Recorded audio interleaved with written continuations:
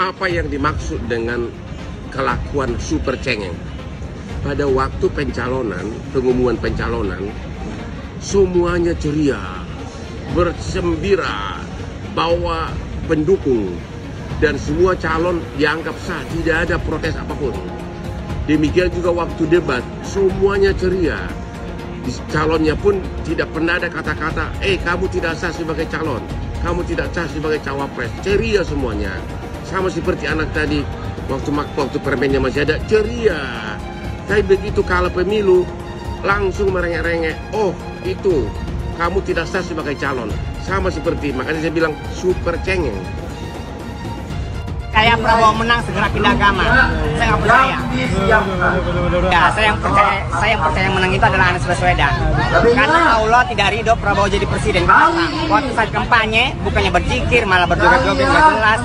Lihat Anies, kampanye sambil jadi imam dan dikadangkan, itu malah jadi presiden. Mana pantas Prabowo jadi presiden, hasilnya apa? Kampanye bukannya berzikir, bukannya berselawat, malah joget-joget nggak jelas. Udah badannya kayak apa? Tuhan, jika kami kumpulan orang-orang menuntut kebenaran, alirkan badai tsunami, arahkan alirannya menuju KPU, menuju Bawaslu, menuju Istana. Tuhan, dalam Ramadan 1445 Hijriah, kabulkan ya Roh. Antum apa Bapak udah sepuh, udah kasih aja yang mudaan. Ntar lagi diganti nama Samsul, aduh. Iya enggak? Itu muda, Bo. Ya Samsul apalagi pelangap pelongo, pinter nggak sih? Yang ngomongnya kita agak pinter, udah jauh sama. Kata siapa? Pas debat kan pinter banget ya. Aduh, lawang diajarin ada monitornya di belakang. Oh, kita emang bukan. Apa lainnya, Bo? Lalu ya. Pak, Indonesia orang pinter, rakyatnya orang cerdas. Jangan mudah dibodohi. Mereka oligarki dengan semena-mena seperti itu, ngapain? Ini kalau Prabowo udah ditetapin presiden gimana ini malam ya, ini? mau nggak mau diterima, udah mau gimana? Kita udah berusaha ya tiap hari. Katanya Perang.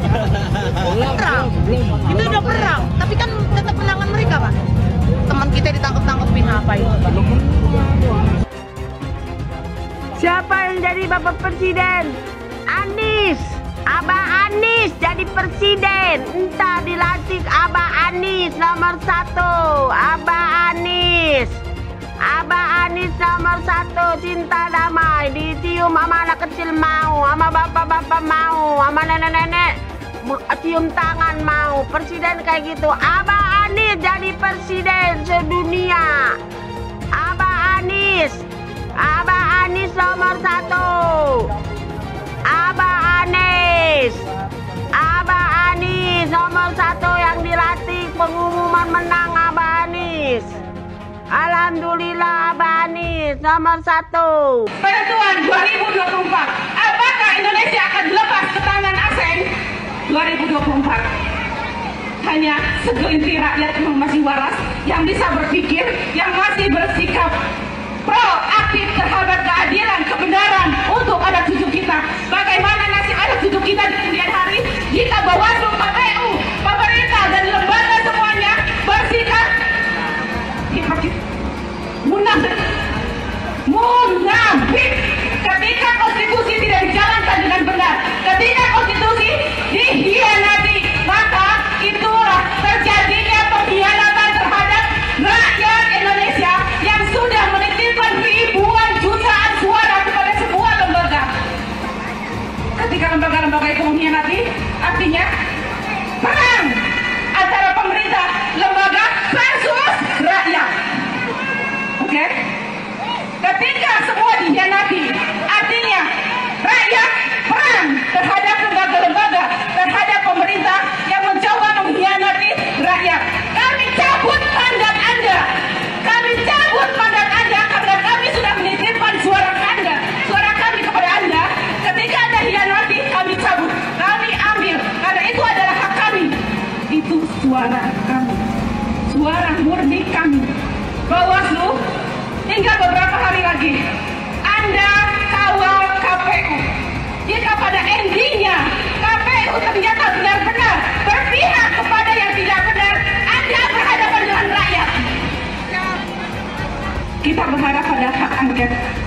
pertanyaannya, hak angket apakah akan tergulir dengan baik? Kita lihat dan akan kita kawal. Setelah itu, jika semua itu tidak terjadi, maka Jokowi harus mundur dengan terhormat atau terpaksa Anda kami mundurkan dengan parlemen jalanan. Oke, tak konsisten. Intikomnya, assalamualaikum warahmatullahi wabarakatuh. Pilpres sudah sebulan lalu dan Pak Anies masih menyindir Pak Prabowo, tapi itu haknya Pak Anies. Saya hanya ingin menambahkan informasi. Pertama, di era demokrasi Pak Prabowo pernah merasakan menjadi oposisi selama 10 tahun, sedangkan Pak Anies belum pernah menjadi oposisi. Kedua, salah satu prestasi Pak Prabowo saat menjadi oposisi adalah memberikan rekomendasi, mendukung, membiayai ribuan orang untuk menjadi kepala daerah, termasuk salah satunya adalah Pak Anies Baswedan, sehingga beliau bisa menjadi gubernur DKI Jakarta. Jadi, jauh lebih dulu Pak Anies menjadi pejabat pemerintahan ketimbang Pak Prabowo. Pak Anies jadi menteri selama 2 tahun, jadi gubernur selama 5 tahun. Semua jabatan itu dinikmatinya di era demokrasi, di zaman Pak Jokowi. Bahkan, saat Pak Anies sudah jadi menteri, jadi gubernur, Pak Prabowo masih menjadi oposisi. Makanya aneh, orang yang lebih banyak menikmati kerja-kerja kader partai, belum pernah menjadi oposisi, tetapi menilai kinerja orang lain soal oposisi. Pak Prabowo bukan tidak tahan jadi oposisi, tetapi Pak Prabowo dan Pak Jokowi ingin menjaga keutuhan NKRI. Saya heran juga mengapa Pak Anies tidak suka dengan rekonsiliasi atau kembalinya hubungan baik antara Pak Jokowi dan Pak Prabowo. Terima kasih. Jadi Bapak Ibu sekalian, ayolah kita sama-sama, kita kompak, Pilpres sudah selesai, jangan lagi ada nomor-nomor sana nomor situ. Itu kan presiden ya sudah terpilih presiden sekarang, ya kita bantu presiden terpilih untuk kita maju ke depan. Melindungi ini, jangan nanti pemerintahan yang akan datang ada oknum-oknum di sana lagi pengen tidak terjadi, karena orang suka kekacauan itu di mana dia bisa hidup di sana. Kita jangan, kita harus bikin negeri kita yang tertib. Merasa aneh kalau misalnya ada calon yang kebetulan tahu bagaimana mekanisme quick count itu dilakukan. Mas Anies Baswedan itu mantan bos saya di lembaga survei. Jadi dia tahu betul bagaimana quick count itu dilakukan, bagaimana survei itu dilakukan. Dia itu dulu direktur riset lembaga survei Indonesia. So he was my boss. Dan dia tahu betul bagaimana mekanisme quick count itu secara saintifik dijalankan. Jadi sebenarnya saya yakin beliau sadar dan memahami bahwa memang the game is over. Tapi mungkin karena beliau pengen menyantuni perasaan dari para pendukungnya di depan publik, dia belum mengatakan kalah. Perempuan-perempuan Sobat Anies mengharapkan agar terjadi pemilu dengan jujur, adil, langsung, umum, bebas dan rahasia, dan mengharapkan segenap aparat untuk mengkondisikan pemilu 2024 dengan baik. Jangan pernah memicu kemarahan rakyat. Jangan salahkan rakyat. Curang, bang! Curang, bang! Curang, bang! Takbir! Allahu Akbar! Kita tetap berjuang. Kita tetap berjuang sampai titik darah penghabisan. Jangan kira kalau ini adalah kemenangan dan kemenangan. Enggak, kita nggak akan terima. Rezimnya biadab, rezimnya nggak cinta rakyat, rezimnya jahat, pengkhianat rakyat. Demi Allah, demi Rasulullah, aku nggak ridho. Ya Allah, tunjukkan kebesaran-Mu, ya Allah, kumpai aku. Anda berjuang dari 2014, tunjukkan kebesaran-Mu, ya Allah. Kalau emang dia punya kuasa, pasti menang, kumpai aku. Pak Jokowi, Bapak itu presiden siapa sih? Kok Bapak nggak sayang sama rakyatnya? Beras naik, segala naik, pajak naik. Bapak tuh kalau berhutang itu kira-kira mikirin dong. Kita rakyat generasi akan datang, Pak, anak cucu saya Jokowi mundur yang akan membayar hutang-hutang Bapak. Kalau bansos atas nama Bapak, pakai gambar Bapak. Tapi saatnya hutang ke negara, atas negara, atas rakyat. Nah, ya deh, turun. Bapak harus punya rasa malu dong. Ya Allah, ya nggak punya rasa malu, tidak punya rasa bersalah. Bapak tuh pura-pura nggak ngerti. itu pura-pura on, itu pura-pura wong desa. Bapak itu pura-pura pelangak-pelongo, padahal Bapak itu mematikan rakyatnya, Pak. Kasihan rakyat ini, jangan pura-pura pelangak-pelongo. Aku nggak tahu, kalau ditanya aku nggak tahu. Masa seorang presiden nggak tahu segala sesuatu permasalahan yang ada di negeri ini? Rakyat, Pak, turun aja Bapak. Nggak punya malu, Bapak ini. Kasihan Pak para pejuang 45 yang sudah memerdekakan negeri ini. Menangis itu para arwah-arwahnya. Masih Bapak teh, seluruh rakyat Indonesia dari Sabang sampai Merauke, Pak. Semua itu rakyat. Aku pilih 02, tapi ada yang bilang pendukung 02 itu bukan orang cerdas. Tapi nggak apa-apa, memang aku bukan orang yang cerdas. Betul. Tapi setidaknya aku bukan orang jahat dan yang paling penting aku ini masih Setuju, waras. Bang. Setuju, Bang. Karena percuma juga cerdas, tapi Betul. kelakuan seperti orang yang tidak Setuju, waras. Bang. Setuju. Dan yang jelas, mau pilih calon presiden mana saja itu bebas. Setuju. Karena berbeda pilihan itu boleh, tidak dilarang dan tetap sah. Jadi tak perlu lagi merendahkan, menghina kalau pendukung paslon lain itu semuanya goblok dan pendidikannya rendah. Ingat, dengan cara kau merendahkan orang lain tidak membuat dirimu terlihat rendah dan gagah, tapi akan terlihat jauh lebih rendah daripada sampah. Orang-orang yang kalah itu harusnya sudah kasih pidato pengakuan. Kasih pidato pengakuan kekalahan, bukan malah mencoba untuk membuat hiruk pikuk, ya, apalagi kemudian mencari jalan lain di luar prosedur yang diberikan. Kalau sengketa hasil pemilu kan dan pelanggaran-pelanggaran itu prosedurnya sudah diberikan. Ya, pelanggaran lewat Bawaslu. Ya, kalau ada persengketaan hasil lewat Mahkamah Konstitusi. Tapi tampaknya dua pihak yang kalah tidak mau untuk menjalani prosedur itu. Mereka malah ingin mengalihkan prosedurnya ke proses politik. Kalau ke proses politik itu sebenarnya bukan pemilunya yang memenangkan Prabowo Gibran yang akan mereka utak-utik. Ya, yang akan mereka utak-utik adalah pemerintahannya Pak Jokowi. Jadi kalau bisa Pak Jokowi tetap berusaha untuk dimakzulkan, berusaha untuk diturunkan, ya, karena ada hak angket yang ingin mereka coba. Walaupun menurut saya hari ini itu sama sekali tidak mendapatkan dukungan dari masyarakat. Karena masyarakat akan mengait-ngaitkannya dengan kekalahan pemilu. Ini karena kalah pemilu aja bikin angket nih. Coba menang pemilu, tentu mereka nggak akan bikin angket. Kami sudah muak dengan pemilu curang. Kami datang ke sini sebagai rakyat sipil bergerak. Kami cinta yang namanya keadilan. Kami cinta namanya perubahan. Kami muak dibohongi, dicurangi. Dengan siapa? Tanyakan sendiri dengan hati kalian. Pengen perubahan, tapi kalau diajak bergerak untuk menegakkan keadilan di kantor KPU, KPU itu curang. Saya tanya kepada KPU, goblok nggak? Goblok apa enggak? Tolol apa goblok? Ngakunya insinyur, ngakunya profesor, tapi diajak jebun neraka. Dia mau dengan money dan jabatan yang terjual belikan negara kita oleh siapa? Komunis Cina. Ini fakta. Kalian gak usah takut menyampaikan kebenaran. Kalian gak usah takut. Yang hak katakan hak, batil katakan batil. Allahu Akbar. Allahu Akbar. Tapi kan itu quick count, belum real count. Ya, nggak apa-apa. Kalau tidak percaya dengan sampel, jangan periksa darah lagi di lab. Karena laboratorium itu kalau periksa hanya satu tetes darah. Kalau kita tidak percaya untuk mengetahui keseluruhan darah yang ada mengetahui. Tapi kalau kita tidak percaya dengan satu tetes darah, maka sedot seluruh darah. Iya, yang pertama saya ingin menyampaikan terima kasih kepada partai pengusung, pendukung, seluruh masyarakat dan relawan ya atas hasil quick count-nya. Tapi biasanya kalau quick count yang seperti ini kan ada yang nanti tidak setuju kan. Oh, jangan diklaim dulu lah kalau menang, tunggu real count. Maka saya ingin menyampaikan terima kasih juga terhadap seluruh aparat yang sudah menjaga dan yang ada di sini sangat baik sekali begitu sehingga Jawa Tengah aman ya. Tahap pertama adalah tahap di mana satu kemenangan berdasarkan quick count.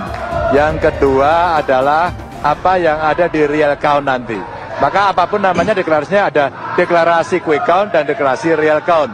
banyak yang kebakaran jenggot nih karena Prabowo Gibran menang telak sekali putaran. Saking gak terimanya, semuanya tuh pada nuduh curang, bilang rip demokrasi lah, selamat datang rezim otoriter lah, bilang inilah, bilang itulah. Sorry to say ya, kubu 01 sama 03 yang gak terima kekalahan harus denger nih nasihat dari Pak Mahfud MD. Kata Pak Mahfud MD, orang yang takut kalah itu selalu menyerang. Semua pemilu dituduh curang oleh yang kalah. Intinya kalau kalah mah kalah aja. Mereka yang kalah akan cari 1000 pembelaan untuk menolak kekalahannya. Ingat, jujur atau curang itu subjektif. Yang kalah selalu merasa dicurangi. Tapi kemenangan itu objektif. Begitu juga dengan kekalahan. Ya udahlah, yang kalah terima aja.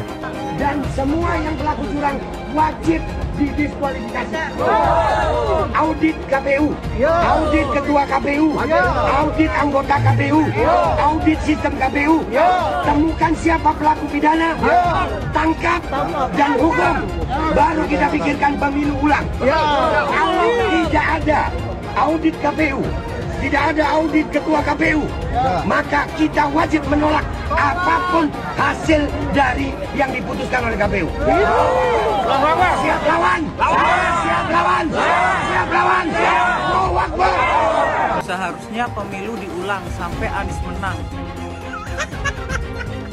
Catat ya, tahun 2024 pasti ada yang menuding KPU itu curang. Pilpres, apakah curang? Pilpres juga ada curang, tapi itu di bawah, bukan kontestan, bukan pemerintah. Di bawah, dan sama-sama curang. Oleh sebab itu di Pilpres itu, kalau kecurangannya tidak signifikan, curang 10.000 suara. Terbukti, yang satunya curang juga 5.000 suara. Apakah pemilu batal? Nggak bisa, kalau nunggu pemilu bersih, pemilu nggak akan selesai. Oleh sebab itu, yang curang-curang itu diselesaikan melalui hukum pidana. Curang, bawa ke pengadilan, terbukti 500.000 dia curang. Tetap menang dia, karena 500.000 ini kalau diberikan ke saya, tetap kalah 4 juta. Tapi apakah yang curang 500.000 itu dibiarkan? Tidak. Itu ke pengadilan pidana. Teman-teman, saya harus bilang bahwa orang-orang yang semakin panik dengan tingginya approval rate atau tingkat kepuasan publik terhadap Pak Jokowi, semakin hari semakin biadab. Di jagat dunia maya, ramai mereka sebut Pak Jokowi sebagai pengkhianat, pembohong, dan lain-lain. Ramainya upaya pembusukan kepada Pak Jokowi yang saya duga adalah sebagai upaya elektoral untuk menghentikan fenomena tingginya approval rate Pak Jokowi. Dinyinyirin seolah Pak Jokowi membagikan bansos untuk meningkatkan tingkat kepuasan masyarakat. Padahal saat menyusun program bansos, setidaknya 8 kementerian itu dilibatkan. Bahkan kebutuhan akan bansos ini dikaji secara teknokratik oleh Bappenas, dianalisis perspektif keuangannya oleh Kementerian Keuangan, lalu disetujui oleh DPR RI yang lintas fraksi. Saat itu nggak diributin, bahkan disetujuin. Lalu kenapa sekarang diributin? Ya program bansosnya diributin, ya Pak Jokowi yang bagiin langsung bansosnya juga diributin. Ya karena yang ributin ini dulu belum merasakan dampak elektoral dari pecah kongsi dengan Presiden Jokowi. Ketika dampak tersebut udah dirasain, mereka sibuk menyerang Pak Jokowi dengan membabi buta. Jangan hanya karena adanya korelasi negatif antara kepuasan rakyat terhadap kinerja Pak Jokowi dan elektabilitas si Copras-Capres, maka terkesan takut kalau Pak Jokowi dicintai rakyat. Bahkan mereka nggak ada yang bisa buktiin semua tuduhan yang mereka tembakin ke Pak Jokowi. Justru dari kubu mereka lah yang pernah terbukti melakukan kecurangan. Saya mensyukuri kenapa kalah, kenapa ditahan. Saya bersyukur atas itu semua. Saya coba bayangkan ya, kalau seandainya waktu itu kita menang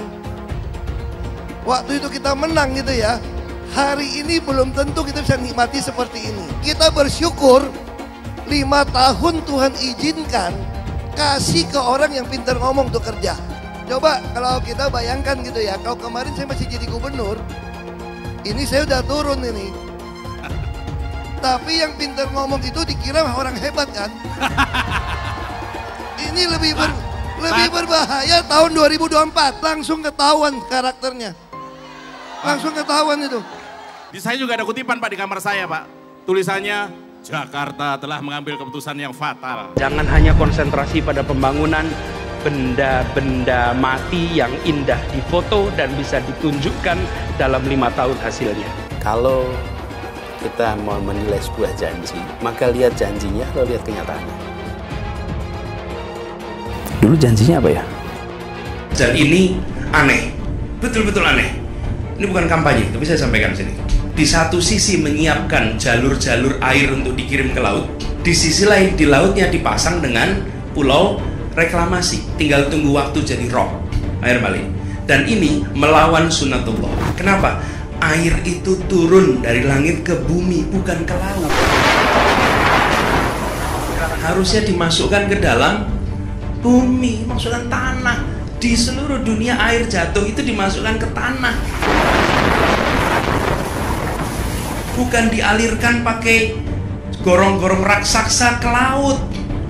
Jakarta telah mengambil keputusan yang fatal. Bukan banjir, itu memang parkir air. Bukan banjir, itu memang parkir air. Masyarakat berkeliling dengan membawa toa untuk memberitahu semuanya, termasuk sirine. Ibon 82 miliar. Apa alat transportasi yang dimiliki oleh hampir setiap orang? Alat transportasi yang dimiliki semua orang adalah kaki. Kalau seandainya orang Jakarta percaya Pak Anies jadi gubernur pun, saya berani jamin kok dia akan lakukan normalisasi yang sama seperti saya lakukan kok. Gak usah bohong lah. Tapi ketika air sampai di muara, maka siap untuk dipompa ke laut. Pancasila Soekarno, ketuhanan ada di pantai. Anak Tuhan dari mana? Kalau Yesus anak Tuhan, bidangnya siapa? Besok di seluruh wilayah Indonesia akan katakan dan Iblis hanya menggoda orang yang beriman. Makanya jarang-jarang orang kafir kerasukan setan. Yang kerasukan setan itu orang baik-baik. Jarang, saya belum pernah nengok Cina kerasukan setan. Pernah tak Ahok itu kerasukan setan? Enggak, setannya juga. Karena sesama setan jarang saling menggoda. Karena di salib itu ada jin kafir. Karena di salib itu ada jin kafir. Karena di salib itu ada jin kafir. Haleluya. Kepalanya ke kiri apa ke kanan? Kepalanya ke kiri apa ke kanan? Tetap percaya salib itu lambang mulia, bukan jin. Kok ketawa? Aku nggak nyindir siapa-siapa loh. Anies merupakan antitesis daripada Pak Jokowi. Antitesis artinya bertolak belakang dengan Jokowi. Anies sudah menyatakan tidak akan melanjutkan semua program dari Pak Jokowi. Jadi semua pembangunan yang dilakukan oleh Pak Jokowi akan dihentikan oleh Anies jika Anies menjadi presiden. Lagi pula Anies didukung oleh khilafah dan pendukung Anies adalah ormas seperti FPI dan HTI. Apa kita mau FPI dan HTI kembali di Indonesia jika Anies memimpin? Anies juga dikenal sebagai bapak politik identitas yang menghalalkan segala cara untuk menggapai kekuasaannya, termasuk menggunakan politik identitas berbasis agama. Lihatlah di kasus Ahok waktu itu. Kita sudah bisa melihat hasil kerja Anies selama 5 tahun di Jakarta. Tidak ada satupun janji yang dipenuhi dan tidak ada kinerja yang bisa dibanggakan. Dari DP 0%, OKOC, kelebihan bayar, Formula E, banjir, sumber resapan, jalan rusak, dan gonta-ganti nama jalan. Lihatlah rekam jejak Anies selama 5 tahun. Bayangkan Indonesia ke depan jika dipimpin oleh Anies. Dan bayangkan jika Anies menang. HTI dan FPI, ormas khilafah yang dibubarkan itu akan dikembalikan oleh Anies. Apakah kita mau Pancasila diganti jadi khilafah?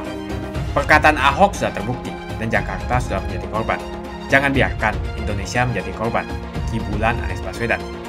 Umat minoritas, terutama kaum Tionghoa, tidak akan memilih Anies Baswedan. Teman-teman, pemilu sudah selesai. KPU RI sudah mengumumkan hasil akhir penghitungan suara manual yang dilakukan berjenjang dari tingkat TPS, kecamatan, kabupaten kota, hingga tingkat nasional. Singkatnya, pada 20 Maret kemarin KPU sudah mengumumin bahwa pemenang Pilpres adalah Prabowo Gibran dengan keunggulan mutlak yaitu perolehan 58%. Sehingga Pilpres cukup diadakan ya 1 kali putaran aja. Dikutip dari kantor berita Kompas.com, TPN Ganjar Mahfud meminta Mahkamah Konstitusi atau MK mendiskualifikasi calon pasangan nomor urut 2 Prabowo Subianto Gibran Rakabuming Raka. Sama, Timnas Amin atau Anies Muhaimin juga meminta hal yang serupa atau kurang lebih ya samalah. Sikap mereka yang saya maksud semakin terlihat sekarang ya ketika MK sudah membuka pendaftaran untuk sengketa pemilu. Bukan soal apakah menggugat dan membuka sengketanya, karena itu adalah hak konstitusional yang cukup saya hormati, tapi soal apa isi gugatannya. Pertama dari Timnas Amin dulu. Ketua Tim Hukum Nasional Anies Mohaimin, Pak Ari Yusuf Amir, menyebut Gibran merupakan biang permasalahan pada pemilu 2024. Kata Pak Ari, kita meminta supaya ada pemungutan suara ulang. Tapi biang masalah di Cawapres itu tidak diikutkan lagi, supaya tidak ada cawe-cawe dari Presiden atau Pak Jokowi lagi. Kata Pak Ari di MK kemarin ya. Jadi rakyat sudah menentukan, tinggal bagaimana sikap elit aja sih. Apakah elit akan terus memaksakan ego mereka dan menginjak-injak kemauan rakyat, atau justru para elit tersebut sadar bahwa dalam iklim demokrasi, aspirasi bergerak dari bawah ke atas, bukan sebaliknya. Sehingga mereka legowo dan berdamai dengan kenyataan bahwa rakyat belum mau memenuhi syahwat berkuasa mereka. Itu bagi yang kalah. Nah teman-teman, buat saya TPN Ganjar Mahfud dan Timnas Amin sangat kekanak-kanakan, kayak bocah. Kita ibaratkan lomba lari, mereka kemudian kalah telak. Terus nangis-nangis ke orang tuanya minta lomba lari diulang. Dan pemenang lomba lari jangan diajak lagi, supaya mereka bisa menang. Yang jadi poin juga ngada-ngada. Misalnya pencawapresan Mas Gibran. Sementara TPN Ganjar Mahfud melalui Deputi Bidang Hukum TPN Ganjar Mahfud, Pak Todung Mulya Lubis, mengatakan bahwa pasangan Prabowo Gibran udah melanggar hukum sejak mereka mendaftar ke KPU. Misalnya soal batas minimal usia Capres-Cawapres. Kata Pak Todung, ini sebetulnya sudah dikonfirmasi oleh MK-MK atau Majelis Kehormatan MK ya. Dan terakhir oleh DKPP atau Dewan Kehormatan Penyelenggara Pemilu. Pencalonan Mas Gibran sebagai Cawapres adalah sah secara konstitusi. Hukum tertinggi di Indonesia. Apalagi kemudian terbukti rakyat sudah memilih Prabowo Gibran. Prof. Mahfud yang menjadi Cawapres Pak Ganjar pun sudah mengatakan demikian. Beliau yang ahli hukum tata negara sudah mengatakan bahwa pencalonan Mas Gibran adalah sah secara konstitusi. Soal pencawapresan Mas Gibran, ini sudah terjawab dari sejak lama sekali. NKRI masih ada sekarang karena ditopang oleh konstitusi. Konstitusi adalah kerangka aturan main bernegara. Terlepas dari segala kontroversinya, konstitusi pula yang memberi ruang kepada Mas Gibran untuk dicalonkan menjadi cawapres. Dan juga karena konstitusi, adapun pelanggaran etik oleh oknum hakim MK, putusan MK nggak bisa dibatalin. Nah, bagaimana respon TKN Prabowo Gibran terkait permintaan pembatalan dan pendiskualifikasian ini? Dikutip dari kantor berita Detikom, Bang Habibur Rahman menilai bahwa tuntutan TPN Ganjar Mahfud dan Timnas Amin ini miskin bukti dan minim argumentasi. Semua serba asumsi dan memakai prinsip pokoknya. Ya kalau sudah pakai prinsip pokoknya nggak ada lagi ruang berdialektika. Jadi nggak salah ya saya bilang mereka kayak bocah. Mereka sadar bahwa mereka nggak akan bisa menang sengketa pemilu ya kalau acuannya adalah jumlah perolehan suara. Makanya yang dipersoalkan adalah putusan MK-nya dan kebijakan pemerintahnya. Sementara sengketa di MK nanti itu soal penghitungan suara, bukan mempermasalahkan lagi putusan MK sebelumnya terkait batas minimum usia Capres-Cawapres. Nah, umumnya orang yang menyengketakan hasil pemilu ke MK itu bawa dokumen salinan C hasil ya, atau D hasil, kemudian dilihat kembali. Lalu kalau ada ketidakcocokan maka akan dihitung ulang. Bukan soal ya membatalkan putusan MK atau kebijakan Presiden soal perlindungan sosial. Akhir kata, bagi saya kemenangan Prabowo Gibran dalam Pilpres 2024 ini dapat diartikan sebagai kemenangan melawan kesombongan dan keangkuhan. Ketika mereka yang sombong dan angkuh tersebut kalah, ego mereka nggak terima dan untuk kasih makan ego mereka mencoba mengubah hasil pertandingan. Walau mereka tahu usaha mereka itu akan mengangkangi kehendak rakyat dan akan sia-sia. Maksa banget. Segitunya nafsu kepengen berkuasa sehingga orang-orang yang sudah dewasa mau mempertontonkan sikap kekanak-kanakannya. Membatalkan apa yang udah jadi kehendak 58% rakyat pasti akan melahirkan kerusuhan di lapangan. Seharusnya para politisi meletakkan kepentingan bangsa sebagai kepentingan tertinggi. Kalau memang nggak siap dengan aturan pertandingan, lawan pertandingan, dan perangkat pertandingan, ya jangan bertanding. Ya, setelah bertanding, dewasa dong. Saatnya bersatu kembali membangun bangsa ini. Dulu Anies bisa menang karena menggunakan agama dan etnis. Isu agama, ras, dan antar golongan dinikmati oleh relawan Anies. Saat itu Anies didukung oleh FPI, HTI, dan pengasong khilafah lainnya. Pada akhirnya Ahok harus kalah, namun kekalahan dia adalah kekalahan yang membuka mata rakyat Indonesia bahwa masih ada orang-orang yang menang dengan cara menggunakan politisasi agama atau politik identitas berbasis agama. Ternyata banyak sekali orang yang dengan mudah terhasut lewat jalan-jalan seperti itu. Relawan Anies terutama dari FPI, HTI, PA212 seperti Bahar Smith dan Rizik Syihab selalu menghujat Cina, etnis Cina. Tapi saat ini negara Cina sudah menjadi nomor 1 di dunia. Saya bangga sebagai Cina. Etnis Tionghoa dicap sebagai pemberontak, sedangkan etnis Arab dianggap sebagai Tuhan atau tuan dari pribumi. Etnis Arab dipuja-puja dan dianggap sebagai dewa.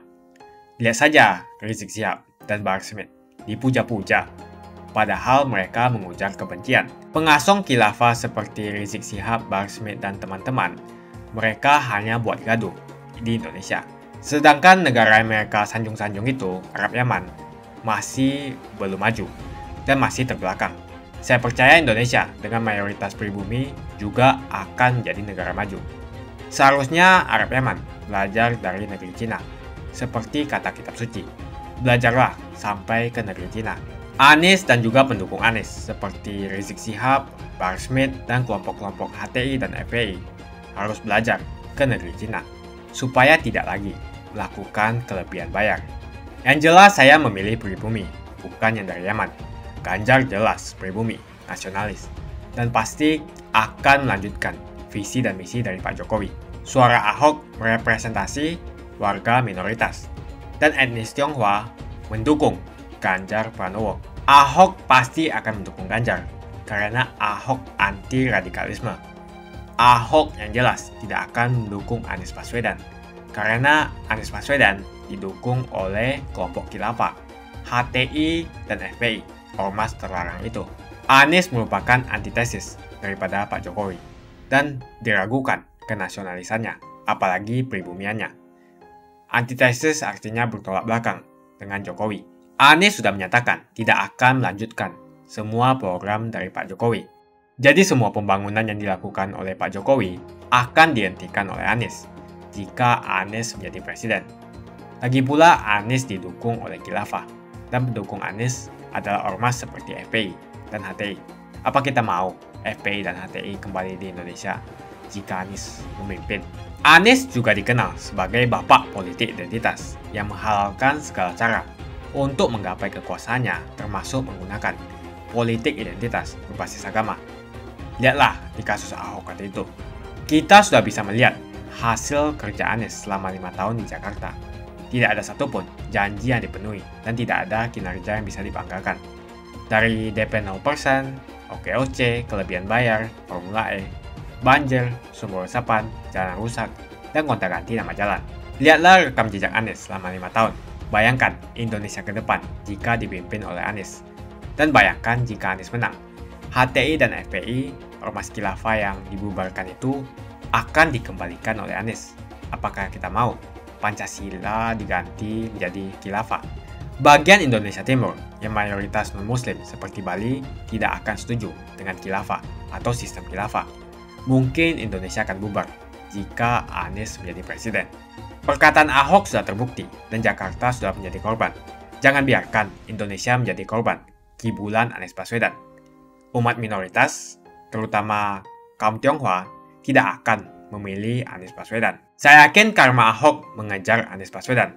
Dulu Anies memainkan politik identitas kepada Ahok. Sekarang Anies dipertanyakan kepribumiannya karena dia dari Yaman. Itu saja opini saya hari ini. Tuliskan opini kalian tentang Anies Baswedan. Jika kalian setuju dengan pendapat saya di video ini, pastikan kalian menekan like di video ini dan bagikan video ini ke teman dan family Anda supaya mereka semua mengetahui tentang informasi ini.